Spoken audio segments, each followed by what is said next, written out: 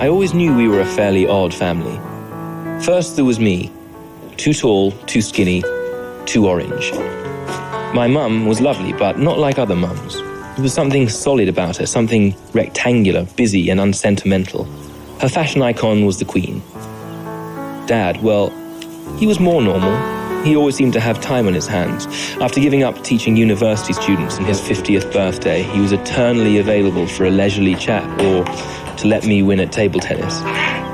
Yes. And then there was Mum's brother, Uncle Desmond. Always impeccably dressed, he spent the days just, being Uncle Desmond. He was the most charming and least clever man you could ever meet. His mind was on other things, though we never found out what. And then finally, there was Catherine, Katie, Kit Kat, my sister. In a household of sensible jackets and haircuts, there was this, what can I call her, nature thing. With her elfin eyes, her purple t-shirts and her eternally bare feet. She was then, and still is to me, about the most wonderful thing in the world. All in all, it was a pretty good childhood, full of repeated rhythms and patterns.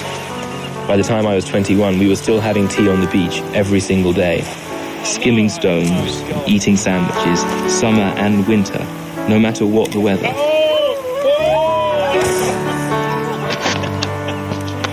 And every Friday evening, a film, no matter what the weather. And then, once a year, the dreaded New Year's Eve party.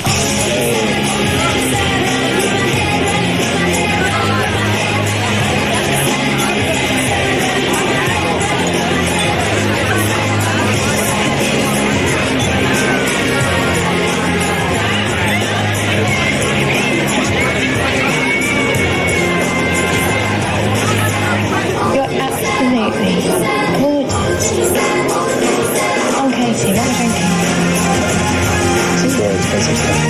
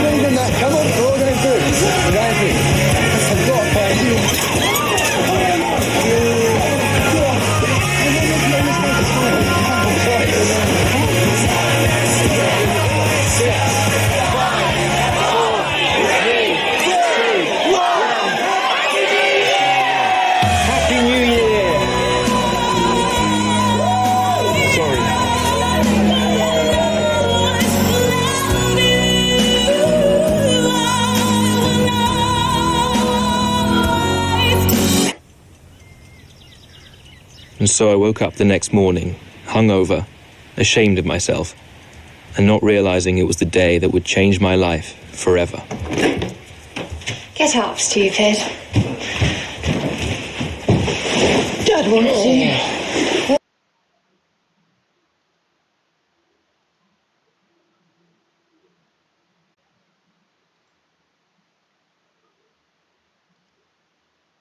Oh, hello.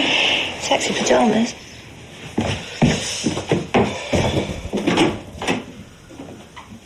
Ah, Tim, come in. Do sit down. It's very formal. Well, yeah. This is an odd moment for me, because I had the same moment with my father when I just turned 21, and after it, my life was never the same. So I approach it pretty nervously. Okay. When you're ready, it's all very mysterious. Right. Tim, my dear son, the simple fact is the men in this family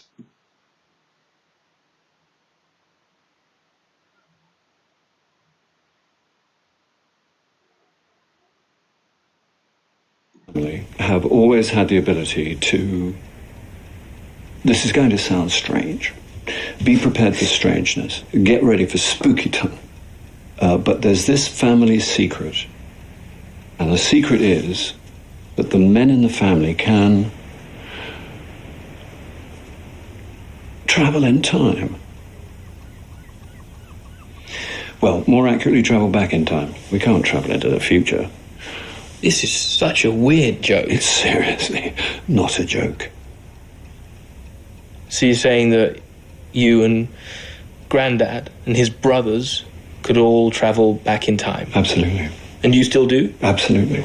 Although it's not as dramatic as it sounds. It's only in my own life. I can only go to places where I actually was and can remember. I can't kill Hitler or shag Helen of Troy, unfortunately. Okay, stop.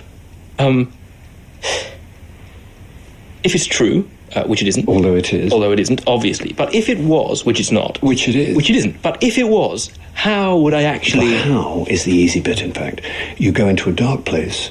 Big cupboards are very useful generally. Toilets at a pinch. Then you clench your fists like this. Think of the moment you're going to, and you'll find yourself there. After a bit of a stumble and a rumble and a tumble. Wow. Is as good a reaction as any. I think I plumped for fuck. But it was the 70s. No, this is so obviously a joke. It's not a joke. Why would I lie to someone I'm fairly fond of? Okay. But when I come back downstairs after standing in a cupboard with my fist clenched, you're going to be in so much trouble. Well, let's see, shall we? Oh, and Tim, try and do something interesting. So much trouble. I mean it, really.